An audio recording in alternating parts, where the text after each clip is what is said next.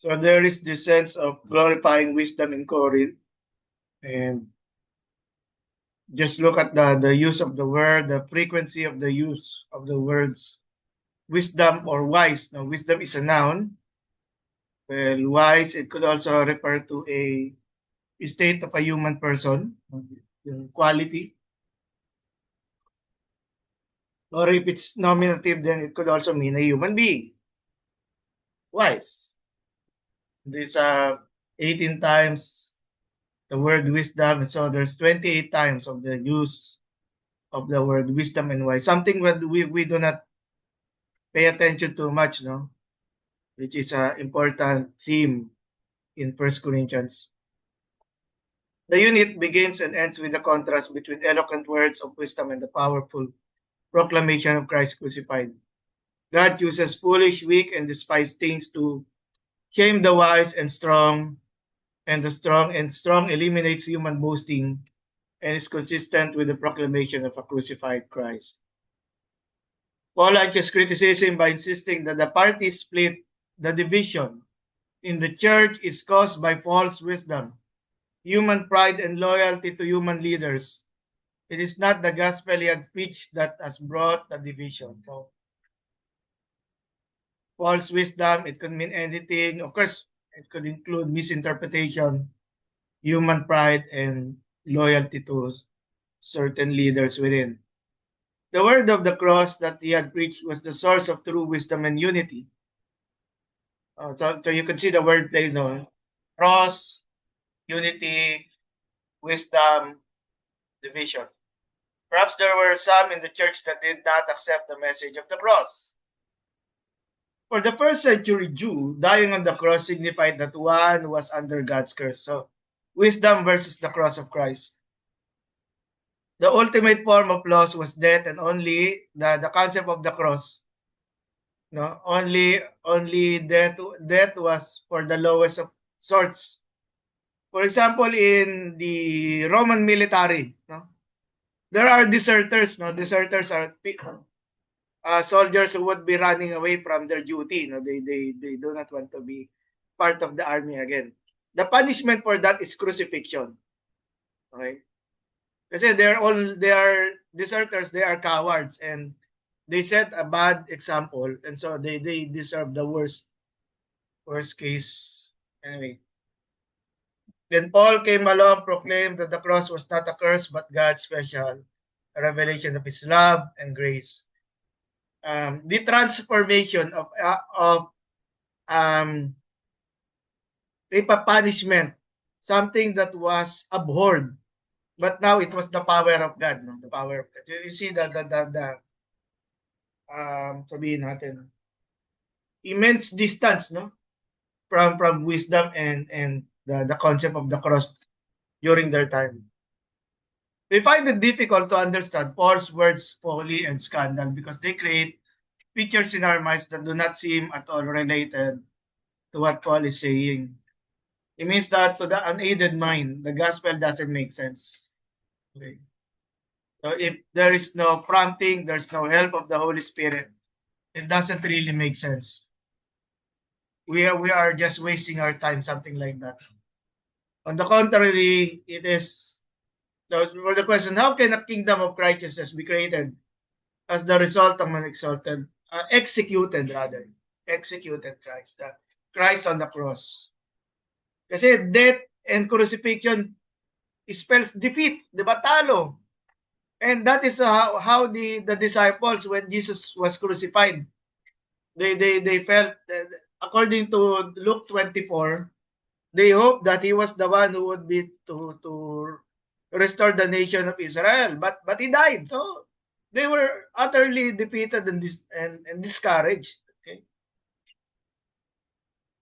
so this is a picture from screenshot from Oxford University Press, dining in a triclinium. So notice that the food are there, ganyan, no? It's and then the people are surrounded side by side. So imagine nyo how this, and then look at the slave, okay? The one in the left side standing. Huh? So the slave there will have to stand there until the friends in the triclinium are able to finish their meal. And sometimes they would be eating everything. Okay? They would leave nothing for the slave. Polish things, excuse me.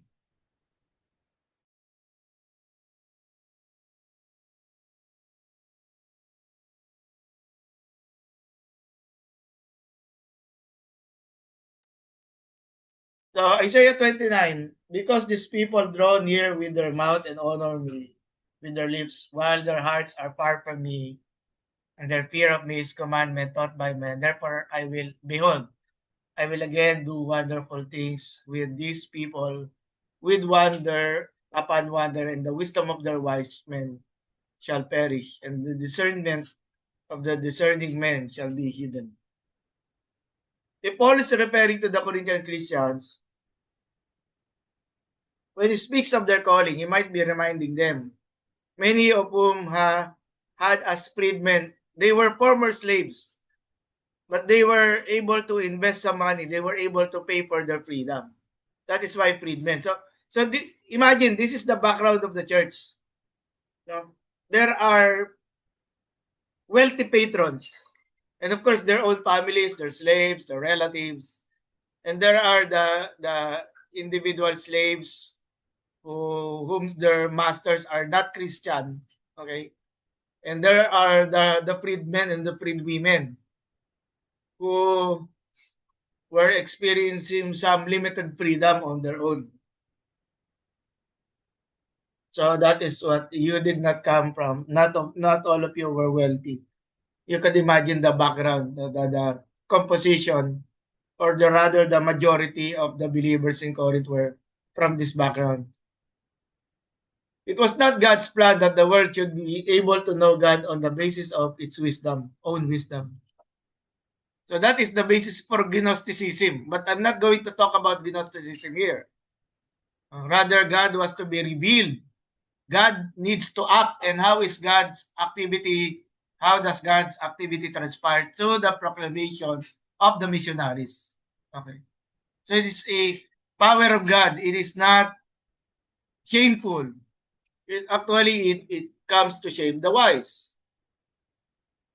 So not in eloquence or wisdom. Paul's claim should be read in light of uh, the first chapter, which clarifies that he was faithful to Christ's commission.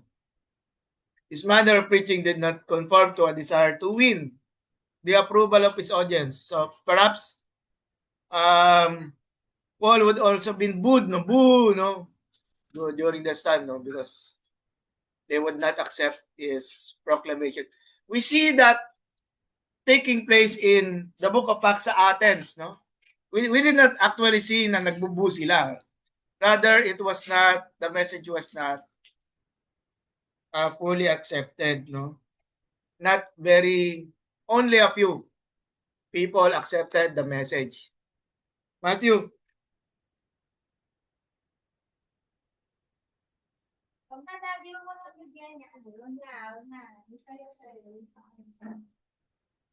Oh, ayun na naman, tinan mo, titingin na naman sa akin.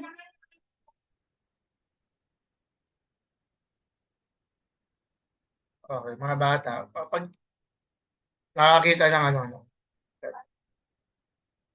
ganun talaga. Okay, his manner of preaching did not conform to the desire to win. Magano muna ako. Tanggal muna ako ng camera. Yan. Okay. It is not to to amuse.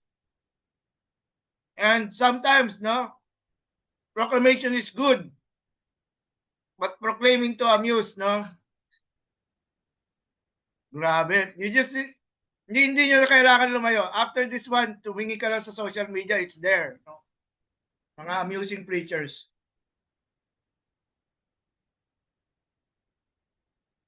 According to the Senator Cicero, who served during the reign of Julius Caesar, if wisdom is present as the moderator of all things, then those who have attained it gain glory, honor, and prestige from it, and also the most certain and safe defense of their friends. So Paul was not anti-intellectual. We want to be clear with this. He is not anti-intellectual. What Paul rejects is self-presentation. Kasi si Apollos was a good speaker, no?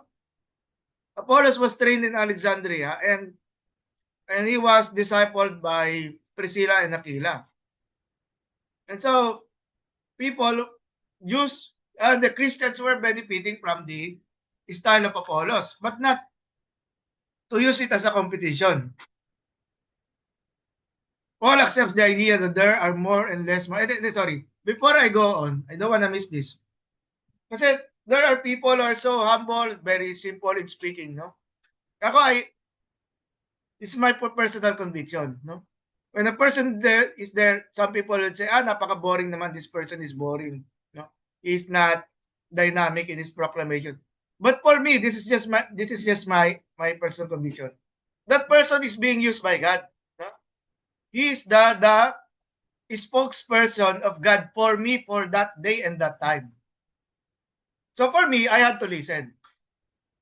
Even people would say, naman, hindi man gumraduate ng high school yan si Pastor.